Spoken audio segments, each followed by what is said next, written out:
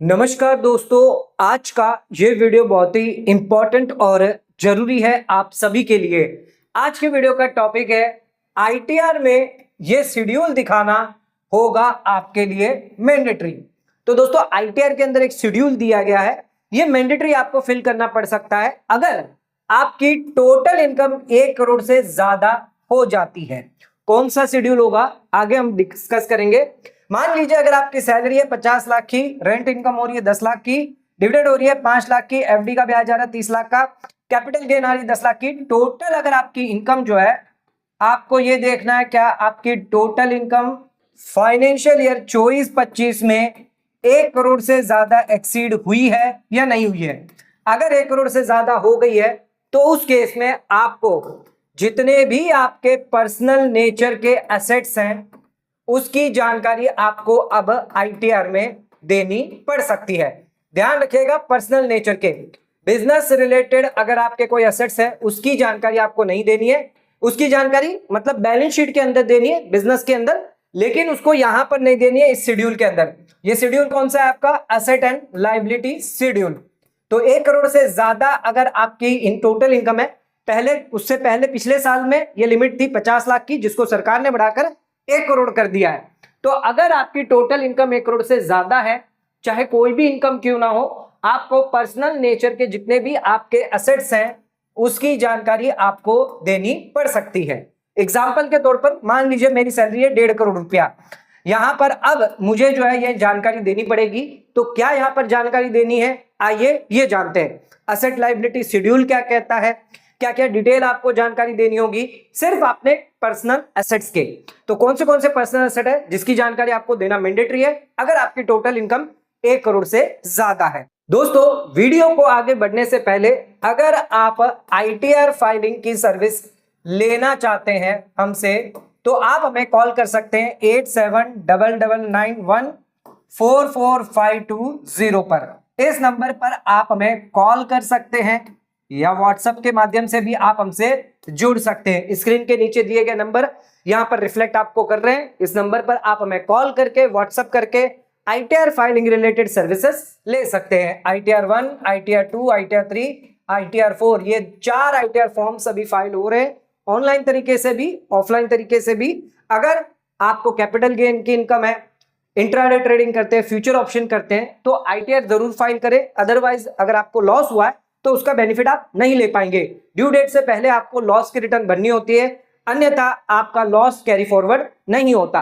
तो ध्यान रखिएगा, आईटीआर फाइलिंग सर्विस ले ले, इस नंबर पर कॉल करें, आप हमसे जानकारी ले सकते हैं। अब अपने शेड्यूल पे, तो कौन सा शेड्यूल आपको फिलअप करना है, ये दिया गया है शेड्यूल एएल। शेड्यूल एएल क्या कहता है? एसेट एंड लायबिलिटी, यानी आपको एसेट की भी जानकारी देनी है, लायबिलिटी की भी जानकारी देनी है at the end of the year. यानी जो आपके 31 मार्च 2025 को एसेट्स एंड लायबिलिटी है उसकी जानकारी आपको देनी होगी। Other than included in part a balance sheet.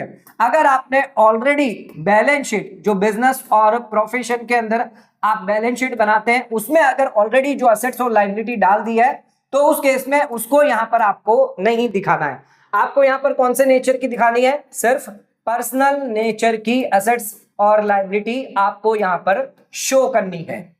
ध्यान रखिएगा, यहां पर आपकी टोटल इनकम जो है वो 1 करोड़ से ज्यादा होनी चाहिए। आइए क्या क्या डिटेल आपसे इसमें मांगी जाएगी, इसको हम क्लिक करते हैं। अब यहां पर आपसे 3 डिटेल मांगी जाएगी। Assets and liability at the end of the year, part A आपको अगर है तो एप्लीकेबल नहीं है, टोटल इनकम आपकी 1 करोड़ से ज्यादा होनी चाहिए। 3 डिटेल यहां पर आपसे मांगी जा रही है, ए, बी और सी। ए कहता है इमूवेबल एसेट। इमूवेबल एसेट कौन से हो सकते हैं? अगर आपके पास लैंड है, बिल्डिंग है, हो सकता है आपने शॉप, कॉमर्शियल शॉप करी हो, रेसिडेंशियल हाउस अगर आपके पास है, जमीन हो गई, घर हो गया, मकान हो गया, तो जो भी यहां पर इमूवेबल एसेट्स है उसकी जानकारी आपको यहां पर देनी होगी। नेक्स्ट यहां पर आपको मूवेबल एसेट्स की जानकारी देनी है, आपके बैंक अकाउंट की देनी है, कितना कैश आपके पास पड़ा है, एफडी कितनी पड़ी है, आरडी अगर पड़ी है, गोल्ड है आपके पास, ज्वेलरी है अगर आपके पास, कई सारी जानकारी यहां पर आपसे मांगी जाएगी, कार है आपके पास, एक्सेट्रा एक्सेट्रा। तो मूवेबल एसेट्स की भी जानकारी आपको यहां पर देनी होगी। इसके अलावा लायबिलिटी की बात करें तो ये इन एसेट्स से रिलेटेड अगर कोई लायबिलिटी है मान लीजिए ये घर, शॉप, लैंड, बिल्डिंग है, इसके लिए अगर आपने होम लोन लिया है, घर के लिए अगर आपने लोन लिया है, तो ये लोन की जो लायबिलिटी है वो आप यहां पर दिखाएंगे। अगर आपने एफडी पर ओवरड्राफ्ट फैसिलिटी ली है तो वो लायबिलिटी आप यहां पर दिखा सकते हैं। आइए देखते हैं क्या क्या डिटेल आपको इसमें पूछी जाएगी, क्या क्या डिटेल आपको भरनी होगी। सबसे पहले आ जाते हैं detail of assets, immovable asset में ऐड अनदर पर आपको क्लिक कर लेना है। अब यहां पर देखिए, यहां पर आपको पूरी डिटेल मांगी जाएगी प्रॉपर्टी की। तो सबसे पहले तो आपको डिस्क्रिप्शन देना है, प्रॉपर्टी रिलेटेड प्रॉपर्टी क्या है। इसके बाद आपको एड्रेस देना है, पता देना है, फ्लैट, डोर, ब्लॉक नंबर के साथ आपको लिखना है।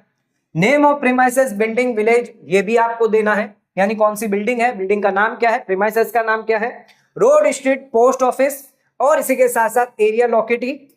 यहां पर आपको टाउन, सिटी, डिस्ट्रिक्ट, स्टेट आपको सिलेक्ट करना है, महाराष्ट्र से है, दिल्ली से है, कंट्री यहां पर ऑटोमेटिक आ जाएगी, और पिन कोड यहां पर आपको देना है। तो ये तो हो गई आपकी प्रॉपर्टी रिलेटेड डिटेल। इसके साथ आपको एक चीज और देनी है, वो देनी है आपको इसकी अमाउंट, कितने में आपने बाई किया था वो आपको देनी है, यानी कि कॉस्ट देनी है। यहां पर आपको मार्केट वैल्यू देने की कोई भी जरूरत नहीं है, तो ध्यान रखिएगा, मार्केट वैल्यू नहीं देनी है, अमाउंट देना है, कॉस्ट, यानी जब आपने बाई किया था, परचेज किया था, तो जो कॉस्ट होगी वो आप दे सकते हैं। तो इसमें दो चीज दे सकते हैं, एक तो आपकी कॉस्ट ऑफ एक्विजिशन आ गई, ये आप दे सकते हैं, दूसरा आप दे सकते हैं कॉस्ट ऑफ इंप्रूवमेंट।